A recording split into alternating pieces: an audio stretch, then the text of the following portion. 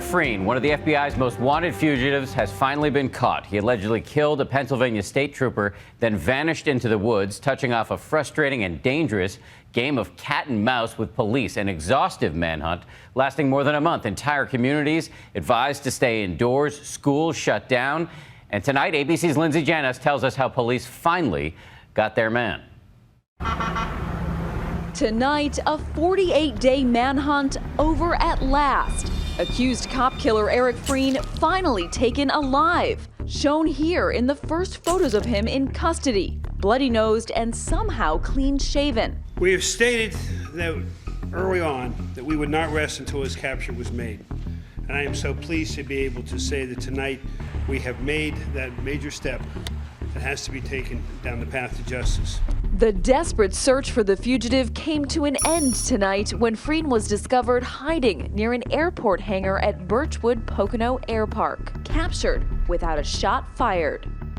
When they approached it, they saw an individual that they thought was Eric Frein, and they ordered him to surrender, to get down on his knees and raise his hands, which is what he did.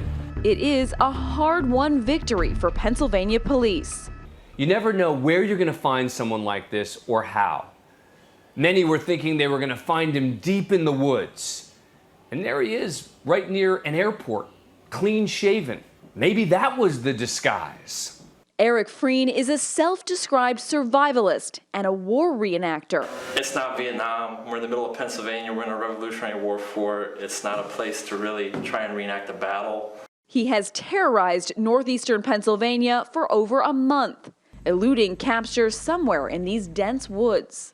Communities across the Poconos have been in lockdown, schools closed for days, some towns even canceling Halloween trick-or-treating for fear that the fugitive considered armed and dangerous would surface. Do not leave your vehicle. Take cover and stay by your vehicle. It all began September 12th. Police believe that using a sniper rifle, Frein shot and killed 38-year-old Pennsylvania State Trooper Brian Dixon and critically injured 31-year-old Alex Douglas just outside their barracks during a shift change, all from the cover of dense woods. This attack was an ambush. Frein became one of the FBI's most wanted fugitives, with a $175,000 bounty on his head. In the event you are listening to this broadcast on a portable radio, while cowering in some cool, damp hiding place, I want you to know one thing. Eric, we are coming for you. It is only a matter of time until we bring you to justice for committing this cowardly act. In the early days, authorities were clear they were going to track him down. But finding Eric Frein proved extremely difficult, a search full of twists and turns and false leads.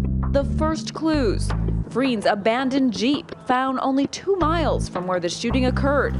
Inside, his driver's license, shell casings that match the murder weapon, and camouflage face paint. We believe that Frein has prepared and planned extensively for months or maybe years for this attack and his efforts to avoid apprehension.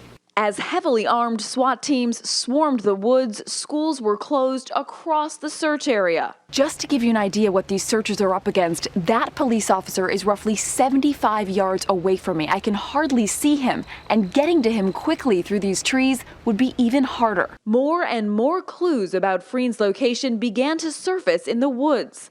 Guns, pipe bombs, and then most chilling, his journal, describing in handwritten detail the moment he allegedly fired those shots. Got a shot around 11 p.m. and took it. He dropped. I was surprised at how quick. I took a follow-up shot on his head, neck area. He was still and quiet after that. Thousands of residents like Jane Whitesell were told to lock windows and doors and keep porch lights on throughout the night. But every day I come out and make sure, was it picked? And I check this, and I shake it. I can tell if somebody had broken in. While Jane's daughter logged on to listen to police scanners. Right now, there's about 905 listeners on this one so far. Last night, there was about 6,000 listening.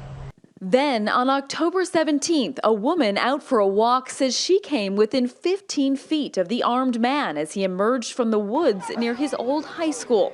She spoke with our affiliate WNEP, but was too afraid to show her face. You know, he was kind of like holding the gun down and facing away from me. The individual's description was consistent with Frein, and he was observed carrying a rifle.